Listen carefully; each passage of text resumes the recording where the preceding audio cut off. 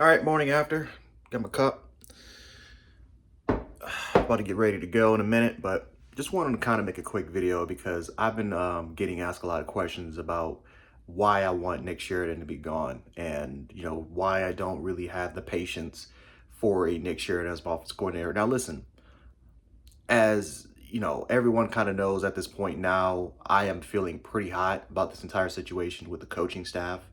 I don't really put it all on the players. I mean, for the most part, I haven't really even blamed that much of the players, right? I blame the coaching staff because, like I said, you are in charge. You guys are the head men. You guys are the supposed to be the leaders on and off the field. Yeah, you're damn right. I'm going to put a lot of the blame on the coaching staff for not getting this shit right. And so, but I am patient. Like, trust me. Like, despite how I've been in certain videos, I have been patient. Notice I haven't asked for the firing of Kane Womack in the last, what, 5-6 weeks. I haven't really asked for any of our positional coaches, quite frankly, on the offensive side and the defensive side of the ball. And trust me, there are some guys that I have questions about. But the one person he just has to go, in my personal opinion, is Nick Sheridan. And he's not going to get fired. Let's just get that out the way, right? Kalen DeBoer, that's his best friend. That's like one of his best friends. He's not going to fire Nick Sheridan, right? Nick Sheridan is a tight ends coach that was promoted as a offensive coordinator because Ryan Grubb took the Seattle Seahawks job. And I understand that there's people out there that's going to sit up there and be questionable about Ben Grubb's loyalty. Guys, listen, there is no loyalty in this business. It's college football. Head coaches have promised that they're going to be there for 5-6 years, and they've been out the door.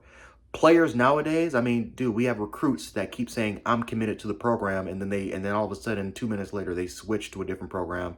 Nowadays with NIL, and like, players are leaving. Literally, I mean, there have been players that have signed their letter of intent, and literally 2 days later, after when they finally get enrolled to campus, they're back in the portal. There is no loyalty anymore in this business. So all I can hope for is, what coach, what player can get me into a national championship? I don't give a shit about the next 5, 6, 7, 10 years. Having a Kirby Smart assistant coach, having a Nick Saban level coach where he can be there for 16 years at a high level, that is gone. It is gone. The top coordinators will leave to get promotions or more money. The top players will leave your program for more money or playing time. Or if they don't like the scheme, or if a coach gets fired, they're out the door. It is what it is. So I understand that this Ryan Grubb thing about loyalty and the fact that his wife doesn't like the South because it's too conservative, like all these stuff that I'm kind of hearing. Listen, his wife not liking the South, guys, that's no secret. It's been like this for years, right? If you guys kind of look deep into the Washington history, this is no secret. Yet he still took the job until the Seattle Seahawks offered him a coordinator job. Listen, he loved the state of Washington. He loves Seattle. His wife loves it. His family loves it. If he would have never got offered that job, he would have been the offensive coordinator for the University of Alabama. And for a lot of people out there that kept saying, well, that question Ryan Grubb's loyalty, at least to Kalen DeBoer. Listen, Ryan Grubb has been offered multiple coaching jobs in college, NFL, but he decided to take the Seahawks job. Why was that? Why did he decide to go back to a place that he pretty much lived, that pretty much he loves and has kind of coached under and has an extensive history for a long time? Why did he decide to go to Seattle? Why did he decide to not take those other jobs compared to the Seahawks job? Come on, guys. Like, I don't give a shit about loyalty. I don't care about all. I don't care anymore. This is a business. This is not personal. And I think that's the one thing about college football that, quite frankly, a lot of us that's why a lot of us even love the sport, is because of the loyalty factor. It's because of the different regions, or the different geo regions, the fan bases, their loyalty, the culture, traditions. Guys, this is becoming the NFL. I don't know if you guys have checked. This is becoming the NFL. And I think the sooner or later that I think people start to kind of believe it, I think the more and more people will get comfortable with coaches leaving, players leaving. I mean, the NCAA is not doing shit about it. So why should we get all amped up and tight that player? Notice when players leave, I don't get pissed off anymore. Like, I understand this is the business aspect of the sport. Now, I went on a long rant about that. I know, 5 minutes. I got to get into the reason why I want Sheridan gone. Ryan Grubb is clearly an upgrade over Sheridan. Like, this is not even a question. Ryan Grubb is a better play caller. I mean, and if you don't believe me, just look at the statistics. Look at the players that he has developed. Look at the receivers that were 2-3-star guys that ended up being first-round draft picks, hence Aroma Dunze, Jalen Poku in the second round, and also a Jalen McMillan, who went in the third round, and he was hurt for the majority of that year.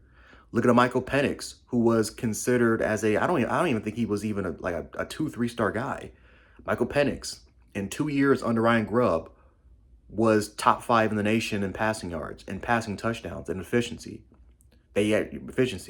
Ryan Grubb is a better offensive line developer. If you don't believe me, look at the guys that have came under his tutelage and have gone to the NFL. Look at guys like Rosengarten. Look at guys like they had a first-round tackle that went this year. Look at Parker Brailsford. Why do you think Parker Brailsford was able to work at Alabama? Why do you even think we even got him in the first place? A huge reason why he came to Alabama was because of Ryan Grubb. Like, so you have a better offensive line developer that has produced more NFL draft talent than our current offensive line coach in Kaplovich. You have a better play caller. You have a better schemer. And you have, and quite frankly, when it comes to the quarterback position, he has worked with mobile quarterbacks, hence a Michael Penix. So, yes, I want an upgrade. I even forgot the most important part. The dude has continuity with Kalen DeBoer. He's been with Kalen DeBoer for a decade plus. That's his best friend. And again, people want to sit up here and say his wife doesn't like the South. Do you know how many wives of coaches that came to the University of Alabama or anywhere in general, they don't like that current location, but they'll do it anyway, but they still go anyway. Like, come on, guys. Like, yes, is her opinion important? Yeah, of course. It is going to hold some weight. But at the same time, again, her opinion of the South, that's nothing new. And if that was the case, Ryan Grubb would have never even took the job in the first place. He took the job. He never got offered the Seahawks job until literally 2 or 3 days later after he took the damn job. So we got to take that into context.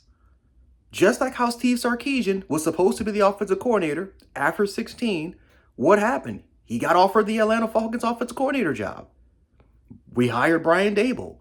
Brian Daboll stayed for about a year, went right back to Western New York, a place that he grew up for the majority of his life, went to St. Francis High School. So we got to stop with this loyalty shit. We got to stop with the fact, we got to stop with loyalty. Like, we got to cut that out right away, guys. It is completely, we got to throw that out the window. This is the business. Players leave, coaches leave after, it doesn't matter. How do we get back to the national championship? How do we get back to winning a national championship? And Ryan Grubb is on the market.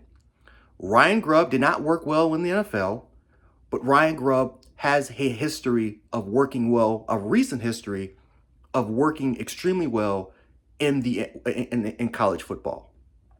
And with the amount of talent that we do have coming back, the defensive starters that we have back, there is just no excuse why we cannot upgrade by getting a more experienced, more proven offensive coordinator that fits exactly what Kalen DeBoer wants to do, compared to a Sheridan, who was a first-year play caller for this team, first-year play caller in general last year, and obviously has had a lot of failures.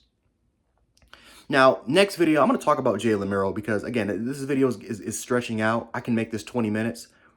I'm going to talk about Jalen Milroe because a lot of people are putting all the blame on him, and we're using him as the scapegoat. So I'll get to you guys in a minute before I kind of get out of here. But yes, ladies and gentlemen, I want Ryan Grubb to be offensive coordinator. I don't give a shit about the loyalty factor. I don't care. Can he come in here and can he get us a national championship? That's all I care about. And if that opportunity is on the door, then damn it, Kalen DeBoer, take it. Take it.